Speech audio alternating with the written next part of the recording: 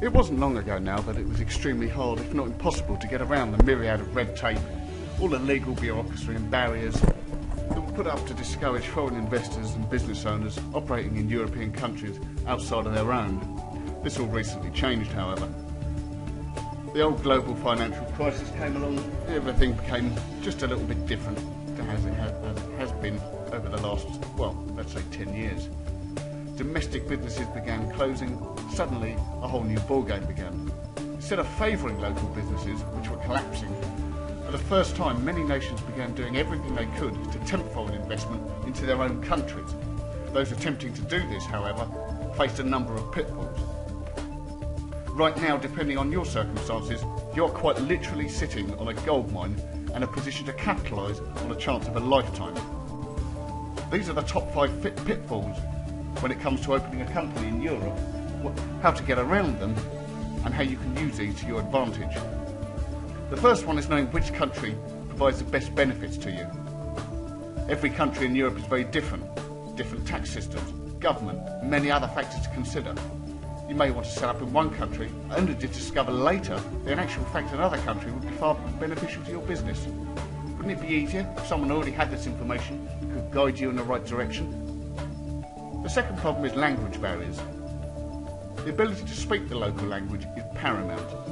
However, I think it's fair to say most people will be very limited to how well they can actually converse in a foreign tongue. It's also worth pointing out that most people will not necessarily be fluent in the language of the country that best suits their business at this current time. The third important point, when in Rome, do as the Romans do. One of the hard things anyone faces in a strange and foreign land is getting used to local customs and the way things are done. There are huge differences in the way legal and political procedures take place. What may be acceptable where you are now may be totally illegal and unethical in your own country, in your chosen country, I apologise. The fourth point is filing your accounts. We all know how strict every government is when it comes to handing in your end of year accounts, or any tax matters for that matter.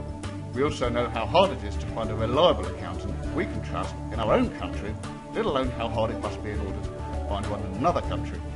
It's also not surprising that a certain unsavoury element will in fact play on new arrivals. So the big question here is, who do you trust and who can you trust? This is definitely the toughest challenge facing anyone that sets up a business in a country to take maximum advantage of the benefits that these new countries offer them. We are naturally suspicious creatures by nature, and I think even more so in an unknown territory. How would you cope with these new challenges? More to the point, how can you use these challenges to your advantage? The first thing to realise is that it's in response to these and many other problems that opening a European company came to be. The sheer number of opportunities available abroad are incredible, if only the pitfalls can be removed, which they can. Firstly, we provide a free consultancy service where we can actually analyse your current business or business plan and show you which country or countries or even jurisdiction within the country can provide the best benefits to you and why. Ultimately, this is your choice, but our experts will lay out all the facts in front of you so you can decide. As we have an extensive knowledge of each local European area, as well as tried and trusted local lawyers, accountants and company formation experts, there's simply no need to be able to speak the local language. As they say, when in Rome, do as the Romans do, but if someone else can already speak the language in the country you're going to, why learn it? This immediately obviously takes away any language barrier. What is really surprising to many people concerns the when in Rome, do as the Romans do point. You see, with the way the world is and with the need for foreign investment, we now have the advantage of virtual offices. This allows you to very easily open a bank account in your chosen jurisdiction and have your own registered office address without ever having to set foot in the country you actually decide to set up in. Apart from obviously when we set up in the first place, you will have to visit.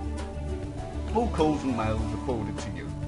In fact, it's safe to say that you will be accompanied by a company formation agent every step of the way, and we even have people to guide you afterwards.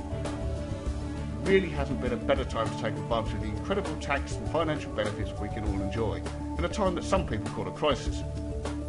If you want to talk to someone now, no cost, no obligation, feel free to call us on 0208 421 7470, not forgetting to put the +44 if you're calling from abroad, or visit us today at openeuropeancompany.com.